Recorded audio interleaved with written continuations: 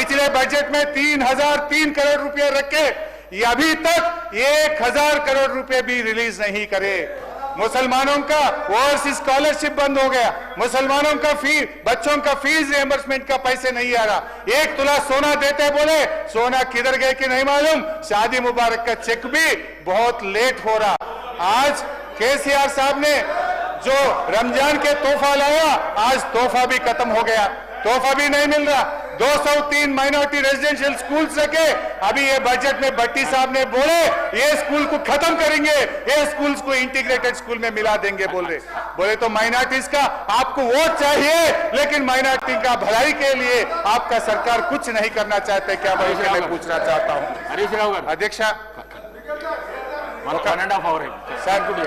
Sir 25 నిమిషాలు interruption అయింది sir. Kindly sir మీరు ఒక్కొక్క పార్టీకి 1:50 నిమిషాలు ఇచ్చారు సార్. ఒక్కొక్క పార్టీకి రికార్డులు తీయండి. మొన్న గవర్నర్ గారి ధన్యవాద తీర్మానంలో 1:52 నిమిషాలు మా మిత్రపక్షాలు మాట్లాడారు. మాకు వచ్చే వరకే ఎందుకు గొంతు నొక్కుతారు సార్? దయించండి సార్.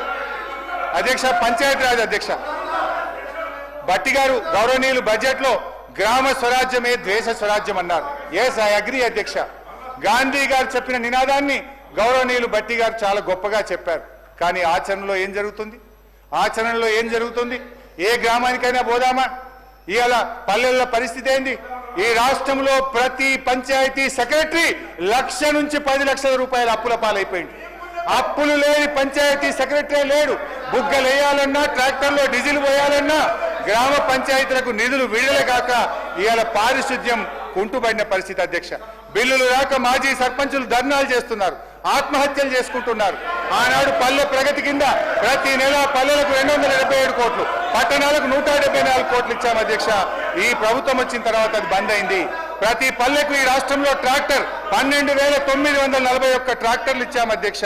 పాలన అధ్యక్ష సరే సింపుల్ అధ్యక్ష, ఒక్క మాట చెప్తే బాగా అర్థం చేసుకోవాలంటే, కేంద్ర ప్రభుత్వము ప్రతి సంవత్సరం ఉత్తమ గ్రామ పంచాయతీ అవార్డులు ఇస్తుంది అధ్యక్ష. ఈ దేశం మొత్తం అవార్డులు ఇస్తుంది అధ్యక్ష. మా ప్రభుత్వం ఉన్నప్పుడు అధ్యక్ష 2022 సంవత్సరంలో తెలంగాణకు 19 ఉత్తమ గ్రామ పంచాయతీ అవార్డులు వచ్చినాయి. 2023లో 13 ఉత్తమ గ్రామ పంచాయతీ అవార్డులు వచ్చినాయి. వీళ్ళ ప్రభుత్వం వచ్చినాక 2024లో ఒకే ఒక్క ఉత్తమ గ్రామ పంచాయతీ అవార్డు వచ్చింది. ఇంతకంటే ఇంకేం సాక్ష్యం కావాలి అధ్యక్ష? మా పనితీరుకు, కాంగ్రెస్ పాలనకు ఇంతకంటే ఇంకేం నిదర్శనం కావాలి అని నేను అడుగుతా ఉన్నాను అధ్యక్ష. ఇక వైద్య ఆరోగ్య శాఖ చాలా పెద్ద సబ్జెక్ట్, కానీ ఒకటే లైన్లో ముగిస్తా అధ్యక్ష. వైద్య ఆరోగ్య శాఖ గురించి చెప్పాలంటే రామాయణం అంతా రాస్తే భారతం అంతా. ఇలా రాష్ట్రంలో పరిస్థితి ఏ రకంగా ఉందో నాకు తెలుసు అధ్యక్ష, మనందరికీ కూడా తెలుసు. కానీ పద్దుల మీద వచ్చినప్పుడు దాని మీద మా సభ్యులు మాట్లాడతారు. ఒక 2 లైన్లలో దాన్ని ముగించే ప్రయత్నం చేస్తా అధ్యక్ష. వీళ్ళు బడ్జెట్లో భట్టి గారికే పరిమితమై మాట్లాడుతున్నారు. బడ్జెట్లో భట్టి గారు చాలా గొప్పగా ఏం చెప్పారంటే, ఆరోగ్యశ్రీని మేము 5 లక్షల నుంచి 10 లక్షల రూపాయలకు పెంచాము అన్నారు. సంతోషం.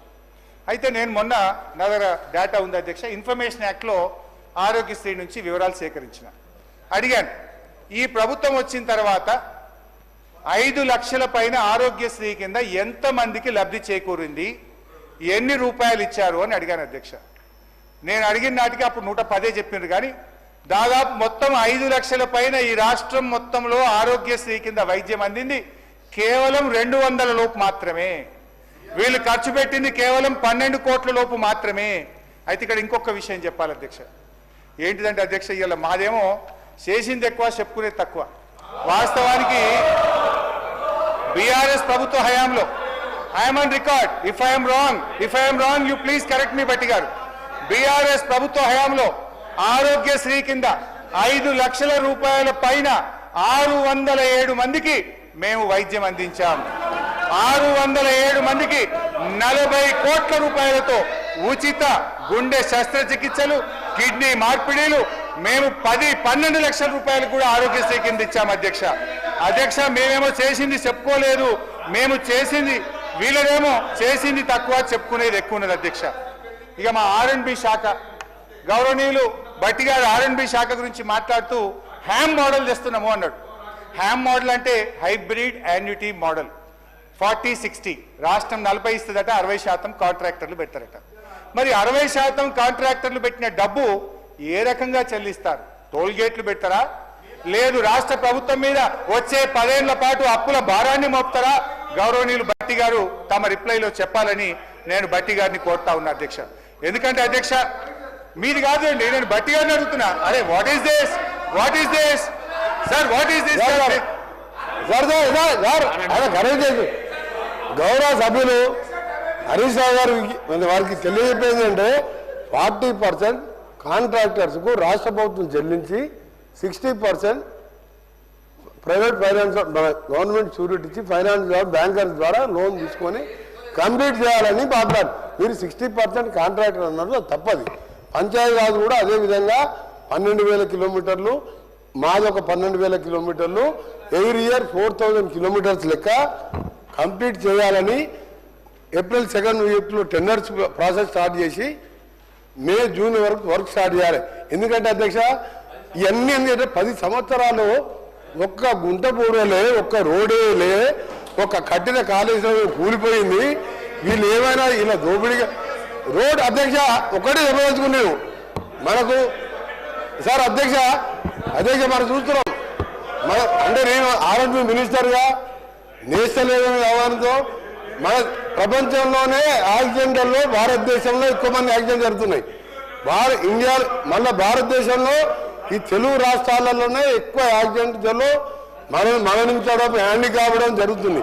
తెలంగాణ రాష్ట్రంలో 5 ఏళ్లలో రోడ్ల గురించి మర్చిపోయి అధ్యక్ష ఎక్కడైనా పోదా. ఇప్పుడు మేము మొన్న 500 కోట్లు మా ఫైనాన్స్ మినిస్టర్ గారు ఎమర్జెన్సీ రిపేర్స్ కింద రిలీజ్ చేసిండు. అది అప్పుడే టెండర్స్ పిలిచినాం. ఇది మేము జూన్ నుంచి దేశంలో రోల్ మోడల్ రోడ్లు ఎక్కడున్నాయంటే తెలంగాణ కేర్ ఆఫ్ అని చూపిస్తాం. ఎందుకంటే రోడ్లు అధ్యక్ష మనం ఏదైనా మాట్లాడద్దు, కమిషన్లకు వచ్చే ప్రాజెక్టు వాడద్దు. రోడ్లలో కమిషన్ రావు కాబట్టి దాన్ని పక్కన పెట్టిను. మేము చేసి చూపిస్తాం. మినిస్టర్ గారు క్లారిఫై చేస్తున్నాం. 40% from contractor side, 60% from financial institution. అధ్యక్ష నేను భట్టి గారిని ఏమడుతున్నా అంటే 40% కాంట్రాక్టర్లు పెట్టిన డబ్బును ఏ రకంగా చెల్లిస్తారో ఆర్థిక మంత్రి గారు చెప్పాలి. ఎందుకంటే నేషనల్ హైవేస్లో అయితే టోల్ గేట్లు పెట్టి వసూలు చేసి కాంట్రాక్టర్లకు చెల్లిస్తారు. మరి మీరు తమ ఊరు నుంచి పక్క ఊరికి పోవాలంటే, గ్రామం నుంచి మండలానికి పోవాలంటే టోల్ గేట్లు పెట్టి ప్రజల దగ్గర డబ్బులు వసూలు చేస్తారా, లేదు వచ్చే 10 ఏళ్ల పాటు రాబోయే ప్రభుత్వాల మీద అప్పుల భారం వేస్తారా? దాన్ని స్పష్టంగా చెప్పాలని నేను సూటిగా భట్టి గారిని తమ రిప్లైలో చెప్పాలని కోరుతా ఉన్నాను అధ్యక్ష. ఇకపోతే ఫైనాన్స్ ప్రజలని హౌస్ ద్వారా ప్రజలని మిస్గైడ్ చేసే ప్రజలని మిస్గైడ్ చేయొద్దు. ఇప్పుడు కూడా అడిగే ప్రశ్న మీరు టోల్ అనేది ప్రసక్తే లేదు. మేము కాంట్రాక్టర్లకు ఆ 40% కూడా ఎవ్రీ 6 మంత్స్గా 3 మంత్స్గా ఒక డిస్ట్రిక్ట్ వైజ్ టెండర్ పిలిచి కాంట్రాక్టర్లు 40% మేము పే చేస్తాం. 60% తీసుకున్న లోన్ కూడా మేమే పే చేస్తాం. టోల్ అనేది ప్రసక్తే లేదు. మేము ట్రాన్స్పరెంట్గా ఇది రాష్ట్రం మొత్తం Panchayati Raj village to mandal to district headquarter double రోడ్స్తోని మోడల్గా వచ్చే 3 years తర్వాత అప్పుడు మీరే రోడ్ల మీద తిరుగుతారు, మీరే చూసి అప్పుడు అర్థమవుతుంది మీకు. టోల్ ప్రసక్తే లేదు, టోల్ అనే మాటే లేదు. అధ్యక్ష మా ప్రశాంత్ రెడ్డి గారు ఆర్ఎండ్బి శాఖ మంత్రి ఉన్నప్పుడే కేసీఆర్ గారు ఈ రాష్ట్రంలో ప్రతి మండలానికి డబుల్ రోడ్ వేశారు, ప్రతి జిల్లా కేంద్రానికి 4 లైన్ రోడ్ వేశారు అధ్యక్ష. అయితే ఈ 40% కాంట్రాక్టర్ల డబ్బు ఆర్థిక మంత్రి గారు నేను అడుగుతా ఉన్నా, ఎన్ని సంవత్సరాలు డబ్బు చెల్లిస్తారు? అంటే రేపటి ప్రభుత్వాల మీద, భవిష్యత్ తరాల మీద ఈ అప్పు భారం వేస్తారా? ఈ అప్పు FRBM పరిధిలోకి వస్తుందా? ఈ అప్పు ఎన్ని సంవత్సరాలు చెల్లిస్తారు అనే విషయాన్ని గౌరవనీయులు భట్టి గారు సమాధానం చెప్పాలి అధ్యక్ష. ఇకపోతే అధ్యక్ష ఫైనాన్స్ సంబంధించి ఇది యాక్చువల్ ఫైనాన్స్ డిపార్ట్మెంట్ విషయానికి వస్తున్నా, గౌరవనీయులు భట్టి గారు వినాలి, సభను దయచేసి మీరు ఆర్డర్లో పెట్టాలి అధ్యక్ష. ఈ భట్టి గారు statement of physical policy to be laid on the table off please Harish Rao please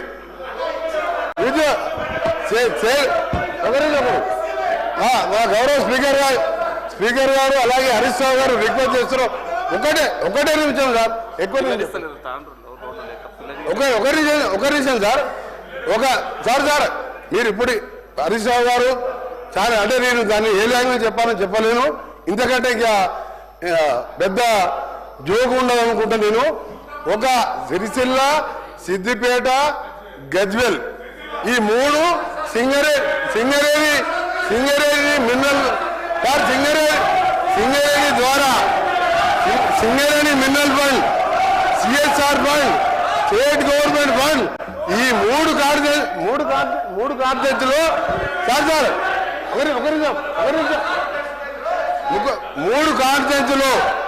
కార్యదర్శులు అధ్యక్ష మీరు కూడా 3 సార్లు శాసనసభ స్పీకర్ గా ఉన్నారు. మీరు ఇవాళ తాండూరు మా ఎమ్మెల్యే మనోహర్ రెడ్డి గారు చెప్తున్నాను, మనం వికారాబాద్ పోయినంపారు అసలు రోడ్లు లేక గ్రామాలలో తిరగలేని పరిస్థితి. ఈ 3 కార్యదర్శులు అంటే మామ, అల్లుడు, బావమర్ది. మీరు సింగరేణి మినరల్ ఫండ్ కూడా, సింగరేణి డిఎఫ్ఎఫ్టి ఫండ్ కూడా ఇక్కడ వేసుకున్నారు. మీ దగ్గర నా దగ్గర లెక్కలు ఉన్నాయి. సింగరేణి ఫండ్ 3 కార్యదర్శులే. పక్క కూడా కొత్త ప్రభాకర్ రెడ్డి ఎంపీ కూడా ఎన్నిసార్లు అడిగినా ₹1 ఇయ్యాలి ఆయనకు రోడ్డు. దుబ్బాకల రోడ్ లేదు. ఈ ముగ్గురిదే రాజ్యం, ముగ్గురే డబల్ రోడ్ వేసుకున్నారు. ఇది ఛాలెంజ్ చేస్తున్నా, పై చూద్దాం రాష్ట్రంలో ఎక్కడైనా డబల్ రోడ్లు ఉన్నాయా? ఈ 3 కార్తలు ఛాలెంజ్ చెప్పండి. ఎందుకు సార్ హరీష్ రావు ఇంత మంచి నాయకుడు ఎట్లా మారిపోయాడు? ఇంత మంచి నాయకుడు అబద్ధాలు చెప్పొచ్చు సార్ సభ ప్రజల్ని మిస్గైడ్ చేయొద్దు, ప్రజలు ఎప్పుడు కూడా మిస్గైడ్ చేయొద్దు సార్. మళ్ళీ మీరు ఏమన్నా టైం అయిపోయిందంటారు సార్, మధ్యలో ఈ ఇంటరప్షన్ చేస్తే కష్టము. నేను కోమటిరెడ్డి వెంకటరెడ్డి గారి ఛాలెంజ్ స్వీకరిస్తున్నా. ఒకరోజు R&B శాఖలో బీఆర్ఎస్ ప్రభుత్వ హయాంలో జరిగిన పని గౌరవనీయులు తుమ్మల నాగేశ్వరరావు గారు ఫస్ట్ టర్మ్ లో మా ప్రభుత్వంలో పనిచేశారు. ఎంత పనిచేసిందో మాట్లాడదాం అధ్యక్ష. ఒక్క నల్లగొండ పట్టణములోనే 200 కోట్ల రూపాయలు R&B కింద చేశారు అధ్యక్ష. సరే డీటెయిల్ డిస్కస్ చేద్దాం అధ్యక్ష. ఇకపోతే అధ్యక్ష ఫైనాన్స్ సంబంధించి గౌరవనీయులు భట్టి గారు నేను ఆగండి భాయ్ హరీష్ రావు గారు సార్ ఒక 15 నిమిషాలు అధ్యక్ష. నేను కూడా ఇంటర్వ్యూని అవుతున్నా. మీరు అన్నారు కదా మొత్తం రాష్ట్రంలో ఊరు నుంచి మండల్ నుంచి డిస్టిక్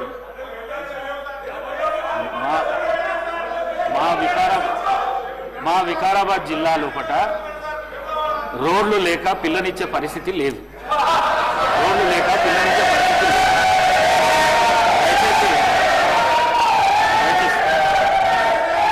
అధ్యక్ష ఇది అన్నిటి కూడా డబుల్ రోడ్లు అయినాయి. నేను ఛాలెంజ్ అధ్యక్ష రాజీనామా చేస్తాను. పాత మండలాలు అంటే ఈ మధ్య కొత్తగా ఏర్పడిన మండలాలు మినహా పాత మండలాలు రాష్ట్రంలో ఉండే అన్ని పాత మండలాలకు డబుల్ రోడ్ బీఆర్ఎస్ ప్రభుత్వం వేసింది. సరే మీరు చెప్పింది వాస్తవం. గత కాంగ్రెస్ ప్రభుత్వంలో రోడ్లు లేక పిల్లనియని పరిస్థితి ఉన్నమాట మాత్రం వాస్తవం. అయితే అధ్యక్ష నేను సరే రోడ్ల మీద చర్చ పెట్టండి అధ్యక్ష, డీటెయిల్ గా మాట్లాడదాం. Let us discuss on finance. Sir Sridhar Babu గారు మీరు ఆపాలి సార్, ఇది కరెక్ట్ కాదు సార్. ఫైనాన్స్ మీద ప్లీజ్ గౌరవనీయులు సార్ ఇప్పటికీ అధ్యక్ష ఇదే కోమటిరెడ్డి వెంకటరెడ్డి గారు యాదాద్రి కలెక్టర్ ప్రారంభోత్సవంకి వచ్చినప్పుడు ప్రెస్ లో మాట్లాడిండ్రు. ఇది పక్క రాష్ట్రాల సచివాలయాల కంటే మన కలెక్టరేట్ అద్భుతంగా ఉందని మాట్లాడిన విషయాలు కూడా గుర్తు చేస్తున్నారు అధ్యక్ష. ఇకపోతే అధ్యక్ష ఇప్పటి వరకు వెంకటరెడ్డి గారు 4 సార్లు, ఎల్ఏ మినిస్టర్ గారు 4 సార్లు, భట్టి గారు 1 సారి, మొత్తం 9-10 సార్లు డిస్టర్బ్ అయింది అధ్యక్ష. నాకు కొద్దిగా డిస్టర్బ్ కాకుండా చూడండి అధ్యక్ష. భట్టి గారు దయచేసి నేను చెప్పే విషయాలు కొంచెం జాగ్రత్తగా విని మీరు క్లారిఫై చేయండి అధ్యక్ష. ఫైనాన్స్ డిపార్ట్మెంట్ లో ఇది statement of physical policy to be laid on the table of the Telangana state legislature. నిన్న మీరు ఇచ్చిన కాగితం అధ్యక్ష, నిన్న బడ్జెట్ లో మీరు ఇచ్చిన పేపర్, ఇందులో పేజ్ నంబర్ 14 పారా D5 అధ్యక్ష. ఇది అధ్యక్ష ఒకసారి చూసుకోండి అధ్యక్ష. దీని ప్రకారం అధ్యక్ష ప్రభుత్వం గ్యారంటీ, ఇది అప్పుల గురించి చెప్తున్నా అధ్యక్ష, ప్రభుత్వం గ్యారంటీ ఇవ్వని రుణాలు out standing risk weightage guarantee కిందికి రావని చెప్పారు. నంబర్ 1 మీరిచ్చిన వైట్ పేపర్ అధ్యక్ష, ఇది అసెంబ్లీలో భట్టి గారు పెట్టిన వైట్ పేపర్ అధ్యక్ష. వైట్ పేపర్ ప్రకారమైన నిన్న మీరు అసెంబ్లీలో పెట్టిన సోషో ఎకనామిక్ అవుట్లుక్ 2025 ప్రకారం ఇందులో పేజ్ నెంబర్ 36లో చెప్పారు అప్పుల గురించి. దాని ప్రకారమైన అధ్యక్ష మన బీఆర్ఎస్ హయాంలో ఎస్పీవీల ద్వారా చేసుకున్న అప్పు 1,15,599 కోట్లు మాత్రమే. అయితే వీళ్ళు కార్పొరేషన్లు తీసుకున్న అప్పులు, కార్పొరేషన్లే చెల్లించే అప్పులను 5% వెరీ లో రిస్క్ కింద చూపించారు. సరే 89,569 కోట్లకు వెరీ లో రిస్క్ కింద తీసుకుంటే కూడా 4,478 కోట్లు మాత్రమే. అంటే మీరు చెప్పినటువంటి ఈ బడ్జెట్ బుక్ ప్రకారం ఫిజికల్ మేనేజ్మెంట్ కింద మీరు చెప్పిన దాని ప్రకారంగా ఫామ్ D5 ప్రకారంగా బీఆర్ఎస్ ప్రభుత్వం యొక్క ఎస్పీవీల ద్వారా చేసిన అప్పు 1,20,077 కోట్లు మాత్రమే. ఇకపోతే బీఆర్ఎస్ 5 ఏళ్ల కాలంలో చేసిన FRBM అప్పు 3,01,897 కోట్లు. అంటే దీనికి కార్పొరేషన్ అప్పు కూడా జత చేస్తే మొత్తం బీఆర్ఎస్ ప్రభుత్వ హయాంలో చేసిన అప్పు 4,22,674 కోట్లు.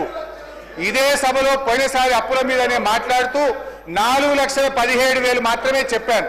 ఇప్పుడు 4,22,000 ఎందుకు తీసుకున్నా? సరే మీరు నిన్న పెట్టినటువంటి ఈ స్టేట్మెంట్ ఆఫ్ ఫిజికల్ పాలసీలో 5% రిస్క్ ఉంటుంది అన్నారు కనుక అది కూడా కలిపితే 4,22,000 కోట్లు మాత్రమే బీఆర్ఎస్ ప్రభుత్వం చేసిన అప్పు. నేను ఈ డాక్యుమెంట్ కూడా బట్టి గారికి పంపిస్తా, ఈ స్టేట్మెంట్ కూడా వారు చూసి క్లారిఫికేషన్ ఇవ్వమనండి అధ్యక్ష. నేను దయచేసి మీ ద్వారా కోరేది, ఈ బట్టగాల్చి మీదేసి దివాలా దివాలా అనే దిక్కుమాలను ప్రచారం చేస్తే అది రాష్ట్రానికి నష్టమవుతుంది. కేవలం బీఆర్ఎస్ మీద బురజల్లానే ఉద్దేశంతో అప్పుల ఎక్కువ లెక్క చూపొద్దని ముఖ్యమంత్రి గారు, ఇతర మంత్రులు, ఫైనాన్స్ మినిస్టర్ గారిని మనవి చేస్తున్నా. దయచేసి ఇప్పటి నుంచి వాస్తవాలు చెప్పండి. బీఆర్ఎస్ హయాంలో చేసిన అప్పు ప్రభుత్వం చెల్లించే అప్పు, రాష్ట్ర ప్రభుత్వ ఖజానా నుంచి చెల్లించే అప్పు కేవలం 4,22,000 కోట్లు మాత్రమే. ఇకపోతే అధ్యక్ష ఇంకా టైం లేదంటున్నారు కనుక 1 లైన్లో ఖతం చేస్తా. ఓన్లీ టు ఎన్లైటన్, అంటే బట్టి గారికి లాభం చేయడానికే చెప్తా. ఒక్కొక్క లైన్ చాలా రాసుకున్నా కానీ 1 లైన్లో చెప్తా. జిఎస్టీలో అధ్యక్ష ఈ సంవత్సరం 59,000 కోట్లు పెట్టారు బట్టి గారు. నేను ఇప్పుడున్న గ్రోత్ రేట్ ప్రకారం చూస్తే జిఎస్టీలో ఇంకో 4,5,000 కోట్లు కోతపడే ప్రమాదం ఉంది. జాగ్రత్తగా ప్లాన్ చేసుకోండి. స్టాంప్స్ అండ్ రిజిస్ట్రేషన్లో ఇప్పటికే పోయినసారి కంటే మైనస్ పోయినాం. మీరేం చేసిండ్రు? ఇంకా పెంచి 18,228 కోట్లు పెట్టారు. 14,000 వస్తలేదంటే 18,000 కోట్లు పెట్టారు. ఇక్కడ కూడా 2-3 కోట్ల కోతపడే ప్రమాదం ఉంది. జాగ్రత్తగా ప్లాన్ చేసుకోండి. మీరు సమాధానం చెప్పేటప్పుడు చెప్పండి. గ్రాంట్ ఇన్ ఎయిడ్ కేంద్ర ప్రభుత్వం నుంచి 22,000 కోట్లు వస్తాయని మీరు పెట్టారు. వాస్తవానికి ఇది 22 కాదు 10,000 కోట్లు కూడా మనకు గత 2-3 సంవత్సరాలుగా రావడం లేదు. ఇక్కడ కూడా 7-8,000 కోట్లు కోతపడే ప్రమాదం ఉంది. నాన్ ట్యాక్స్ రెవెన్యూ అంటే భూముల అమ్మకం 31,618 కోట్లు పెట్టారు. ఇప్పటికే రియల్ ఎస్టేట్ స్లో డౌన్ అయింది. ఈ 31,618 కోట్లు నాన్ ట్యాక్స్ రెవెన్యూలో రావడం కూడా ఇది అన్రియలిస్టిక్ ఎస్టిమేట్ అధ్యక్ష. ఇక్కడ కూడా 10-15,000 కోట్లు తగ్గే అవకాశం ఉంది. దయచేసి చూసుకోండి అని చెప్పి మనవి చేస్తా ఉన్నా.